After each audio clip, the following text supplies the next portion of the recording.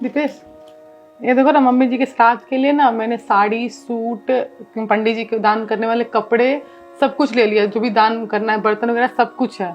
मैंने खाना भी बना दिया है, खीर पूड़ी 5 टाइप का जो सब्जी बनता है सब कुछ बना दिया है।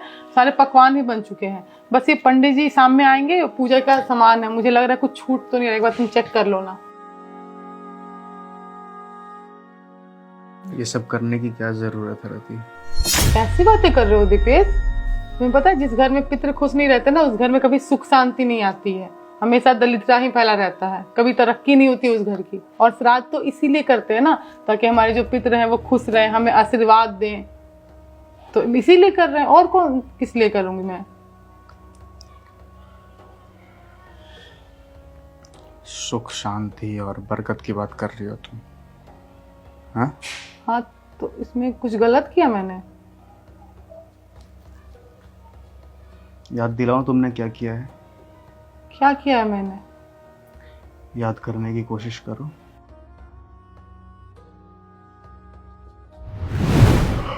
रति के लिए स्पाई ले आना यार। लाती हूँ।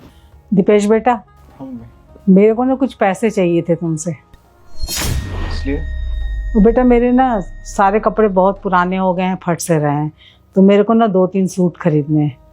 तो मम्मी आप अकेली क्यों जाएंगी? मैं पैसे रति को दे देता हूँ, रति आपके साथ चली जाएगी, आप जाके मार्केट से खरीद लेना।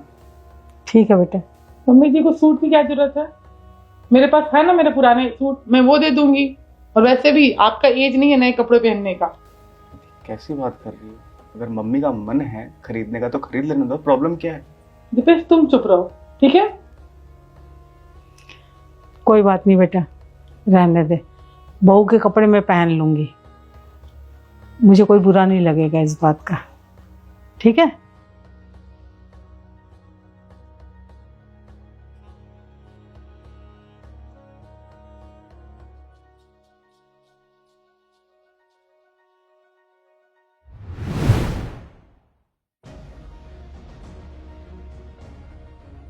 ये लो, खा लो।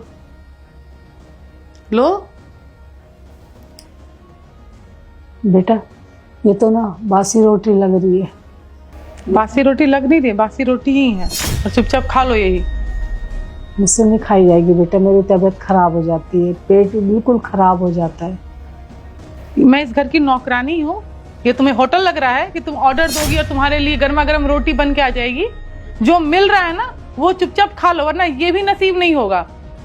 बेटा, एक रोटी बनाने के लिए तो बोल रही हूँ मैं, बना दे, ताजी रोटी खा लूंगी। खाने का इतना ही शौक है ना, जाओ किचन में खुद से बना। मैं नौकरानी नहीं हूँ तुम्हारी।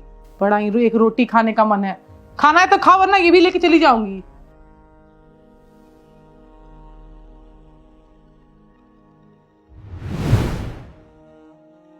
जब तक माँ जिंदा थी तुमने ढंग से उनसे बात तक नहीं की, और आज उनके मरने के बाद तुम ये दान पुण्य कर रही हो, पंडित जी को खाना खिलाने की बात कर रही हो। क्या पंडित जी को खाना खिलाने से क्या वो खाना माँ के पेट में चला जाएगा? क्या माँ खाना खा लेंगी? जो कपड़े तुम दान पुण्य कर रही हो, क्या उन कपड़ों को माँ स्वीकार कर लेगी? हाँ, या फिर क्या वो तुम्हें माफ़ कर देगी? जीते जी तुमने आज तक कभी उनकी इज्जत नहीं की, तो मरने के बाद ये ड्रामे क्यों कर रही हो यार? क्या मतलब है इसका? कोई मतलब है क्या? अगर आप किसी की जीते जी इज्जत नहीं कर सकते ना, तो मरने के बाद ये ड्रामे भी नहीं करने चाहिए। और जिस घर में माँ बाप की इज्जत नहीं होती ना, उस घर में कभी भी सुख शांति और बरकत कभी भी नहीं आ सकती, कभी भी नहीं आ सकती। चाहे तुम कितना भी दान पुण्य कर लो, ब्राह्मणों को भोज खिला लो या 26 पकवान बना लो, कुछ नहीं होने वाला। और जो कुछ तुमने किया है ना रति, वो तुम्हें भुगतना पड़ेगा। छोटी सी कहानी बताता हूँ तुम्हें। जब श्री कृष्ण जी का अंतिम समय था ना, तो एक पेड़ पर बैठकर बांसुरी बजा रहे थे। तभी अचानक एक तीर उनके अंगूठे में आकर लगा। कृष्ण जी प्राण त्यागने लग गए। तभी जिस शिकारी ने वो तीर मारा था वो वहाँ पे भागता भागता आया और उसने भगवान श्री कृष्ण से माफ़ी मांगनी शुरू कर दी।